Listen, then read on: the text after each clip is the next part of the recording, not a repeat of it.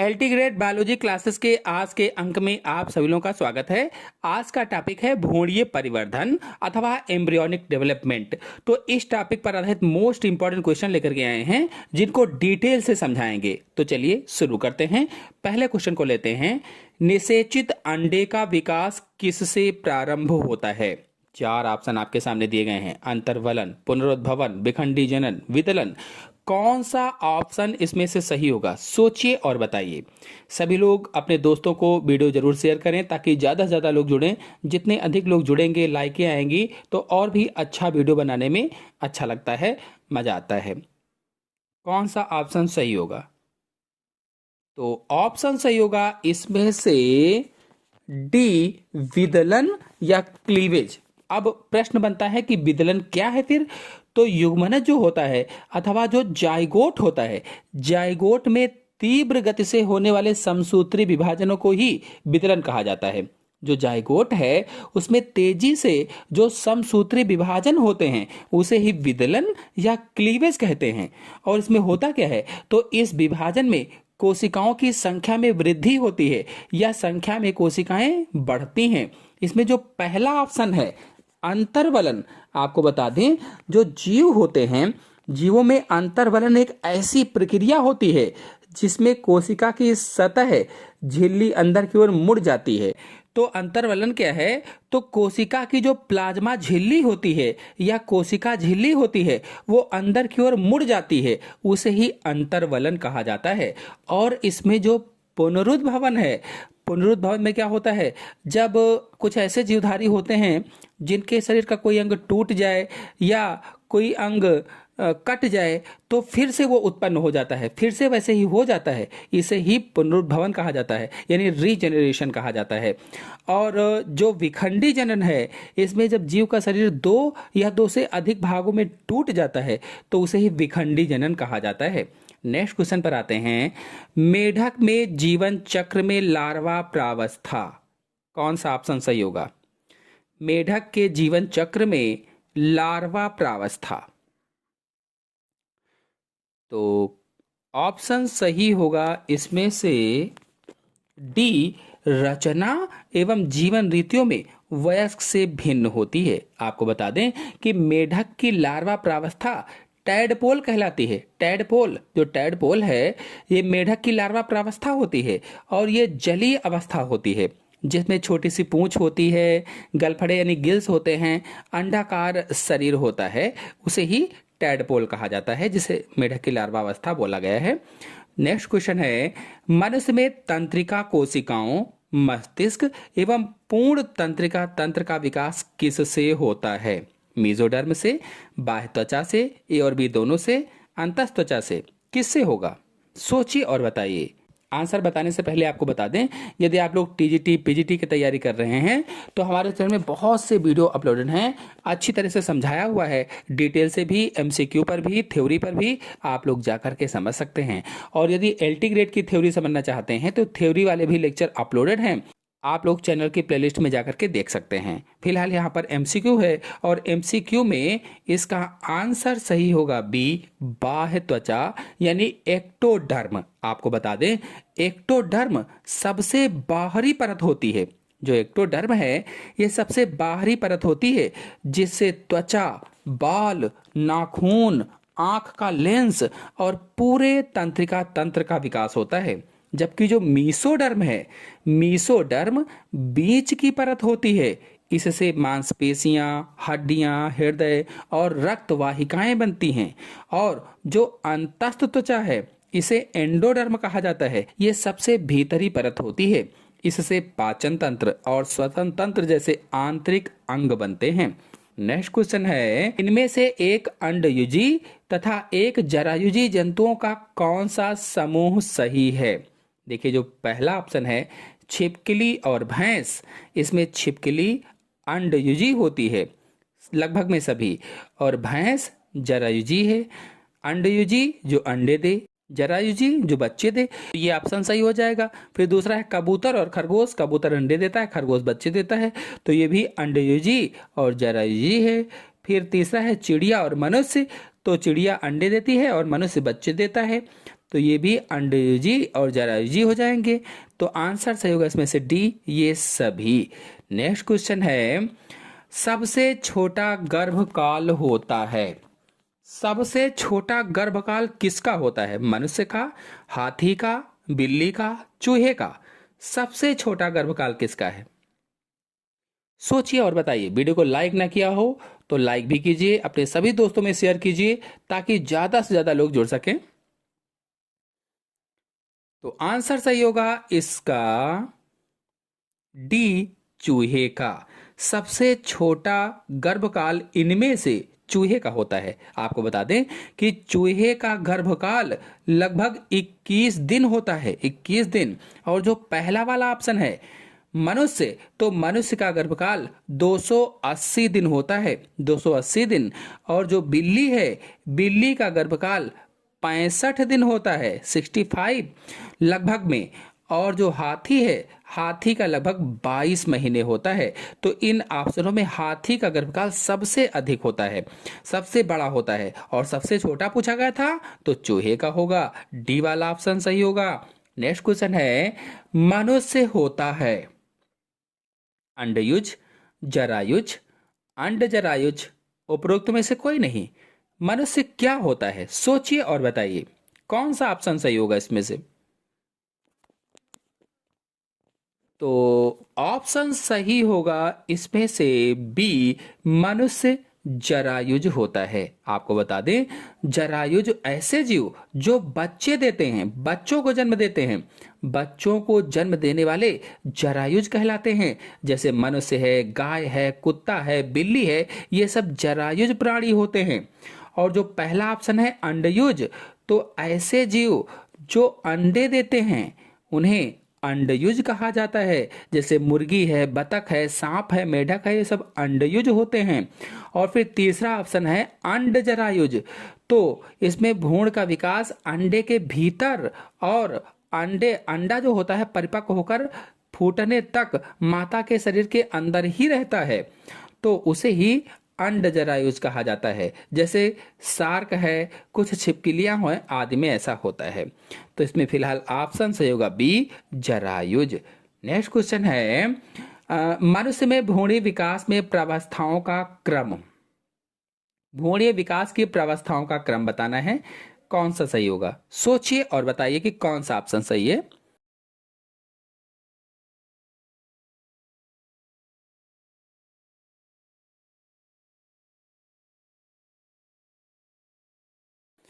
तो ऑप्शन सही होगा इसमें से सी, जाइगोट, बिदलन, ब्लास्टुला और गैस्ट्रुला। नेक्स्ट क्वेश्चन है, गैस्ट्रुला प्रावस्था में कौन सा ऑप्शन सही होगा? सोचिए और सभी लोग रिप्लाई दीजिए।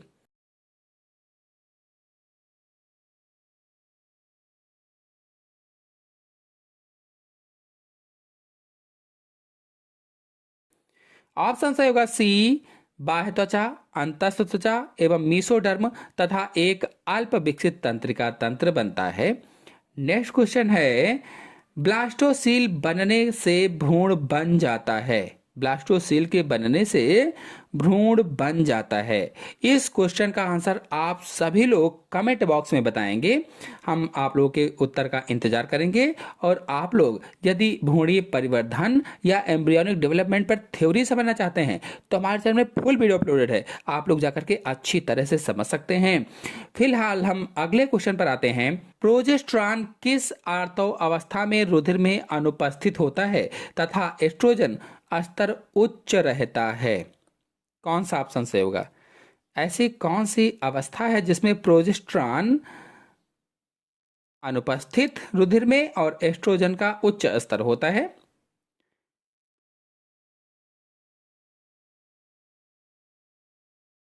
तो आंसर सही होगा इसमें से डी, अंडोत्सर्ग या ओवल्यूशन। नेक्स्ट क्वेश्चन है, अंडोत्सर्ग कौन से दिन होता है?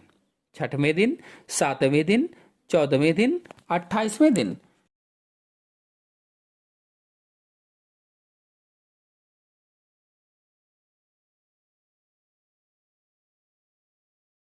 तो इसका आंसर सही होगा सी, अंडोत्सर्ग 14वें दिन होता है। यानी एमसी आने से लेकर के 14वें दिन तक गिनेंगे तो 14वें दिन अंडोत्सर्ग या ओव्यूलेशन होता है, यानी अंडा निकलता है नेक्स्ट क्वेश्चन है सभी भ्रूणीय झिल्लियां। चार ऑप्शन आपके सामने दिए गए हैं, सोचिए और बताइए कौन सा ऑप्शन सही होगा।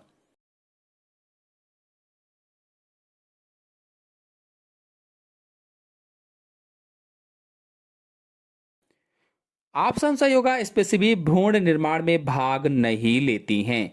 नेक्स्ट क्वेश्चन पर आते हैं, स्तनियों में अंडोत्सर्ग किसके द्वारा होता है। चार ऑप्शन आपके सामने दिए गए हैं, कौन सा ऑप्शन सही हो सकता है, बताइए।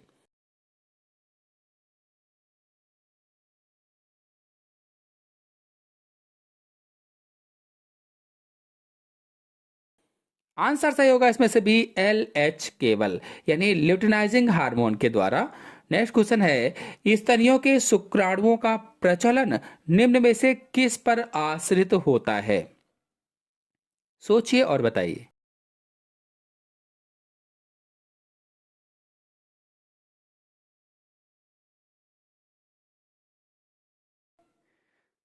ऑप्शन सही होगा, इसमें से डी, ए और बी दोनों, यानी पूंछ पर और मध्य भाग पर। नेक्स्ट क्वेश्चन है, भ्रूण में श्वसन का कार्य किसके द्वारा होता है। भ्रूण में श्वसन का कार्य किसके द्वारा होता है, बताना है। कोरियन, एमनियन, अपरापोषिका, पीतक कोष, किसके द्वारा होगा, सोचिए और बताइए।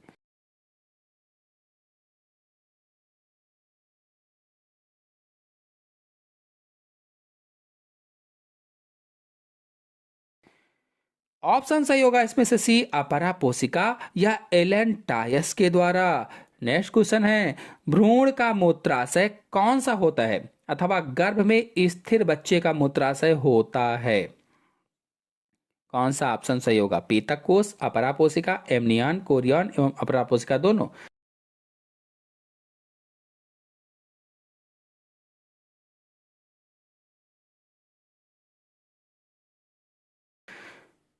आंसर सही होगा बी, इसमें अपरा पोसिका या एलेंटायस। नेक्स्ट क्वेश्चन है, भ्रूण को बाह्य धक्कों से सुरक्षा प्रदान करने वाला द्रव कौन सा होता है। कोरियानिक द्रव, एमनियोटिक द्रव, अपरा पोसिका द्रव, देगुही द्रव।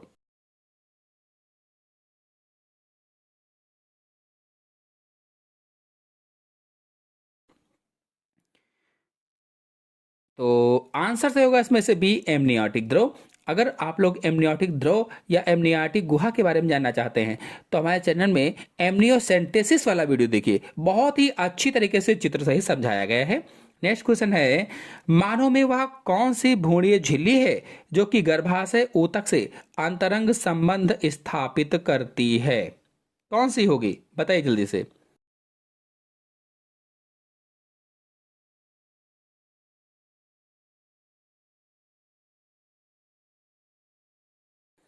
आंसर सही होगा, इसमें से डी, एलेंटोकोरियोनिक संरचना, डी वाला। नेक्स्ट क्वेश्चन है, मानव, सशक एवं अन्य अपरा स्तनियों में निषेचन कहाँ होता है। तो कौन सा ऑप्शन सही होगा, सोचिए और बताइए।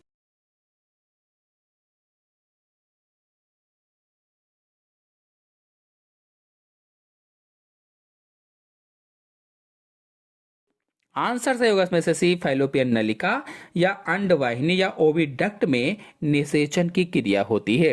नेक्स्ट क्वेश्चन है, कशेरुकियों में नोटोकार्ड या केंद्रीय अक्षीय कार्ड का निर्माण कहलाता है। क्या कहलाएगा, चार ऑप्शन आपके सामने दिए गए हैं, ऑप्शन कौन सा सही होगा, सोचिए और बताइए।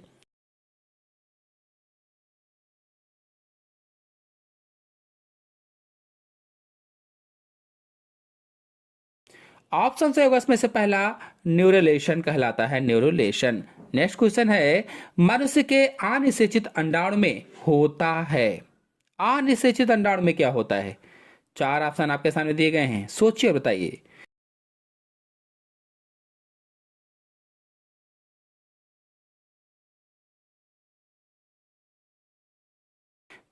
आंसर से होगा, इसमें से डी, एक एक्स गुणसूत्र होता है। नेक्स्ट क्वेश्चन है, प्रजनन को प्रभावशाली बनाने के लिए कौन सी संरचना होती है। प्रजनन को प्रभावशाली बनाने के लिए कौन सी संरचना होती है।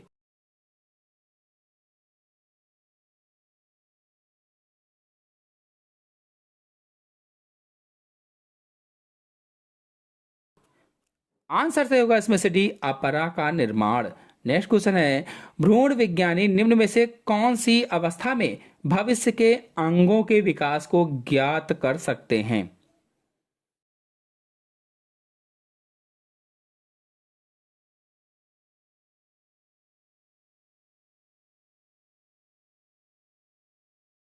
आंसर सही होगा इसमें से भी पूर्व गैस्ट्रोला।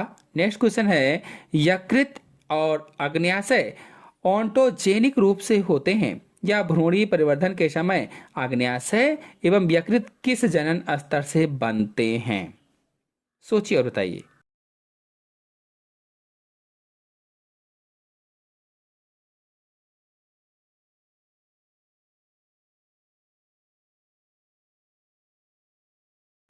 आंसर से होगा इसमें सी अंतस्थ त्वचा या एंडोडर्म जननिक स्तर से बनते हैं।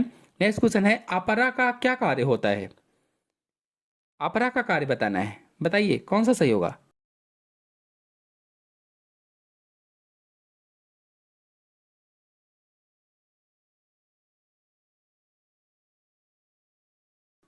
आंसर से होगा इसमें से डी, विकासशील भ्रूण को पोषण प्रदान करने का कार्य होता है। नेक्स्ट क्वेश्चन है, निम्न में से कौन अंतस्थ त्वचा का व्युत्पन्न है? यानी एंडोडर्म से कौन बनता है?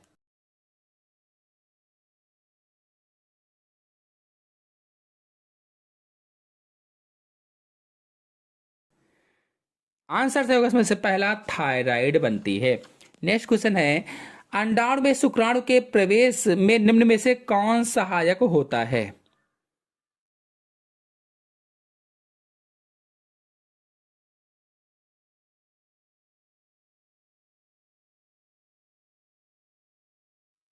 आंसर से होगा इसमें से सी, स्पर्म लाइसिन सहायक होता है।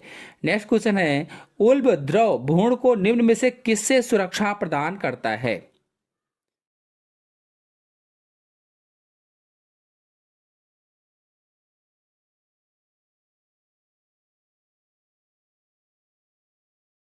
आंसर से होगा इसमें से बी, धक्कों से। नेक्स्ट क्वेश्चन है, यूथीरियन अपरा किससे विकसित होता है या स्तनधारियों में अपरा बनता है? किससे?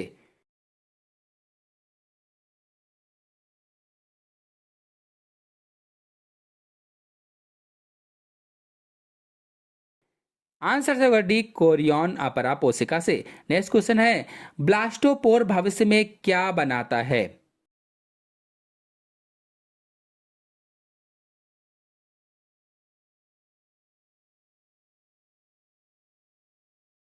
आंसर से होगा इसमें से सी, गुदा बनाता है। नेक्स्ट क्वेश्चन है, एक अत्यंत छोटी कोशिका जो कि जंतुओं के अंडे के परिपक्वन के समय अलग हो जाती है कहलाती है?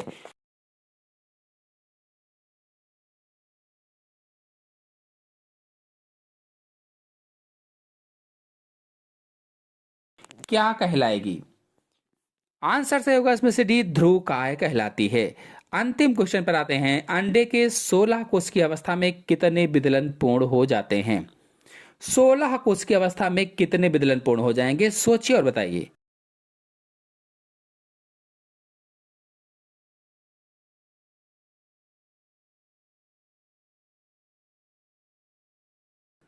आंसर से होगा इसमें से चार, 16 कोष की अवस्था में 4 विदलन पूर्ण हो जाएंगे। तो इसके आगे के क्वेश्चन नेक्स्ट वीडियो में लेकर के आएंगे जो भ्रूण परिवर्धन पर आधारित होंगे। आशा है आपको सभी क्वेश्चन आज के अच्छी तरह समझ में आ गए होंगे। आ गए हों तो वीडियो को लाइक कीजिए, अपने सभी दोस्तों को शेयर कीजिए। चैनल पर पहली बार आए हैं तो चैनल को सब्सक्राइब भी कर लीजिए। धन्यवाद।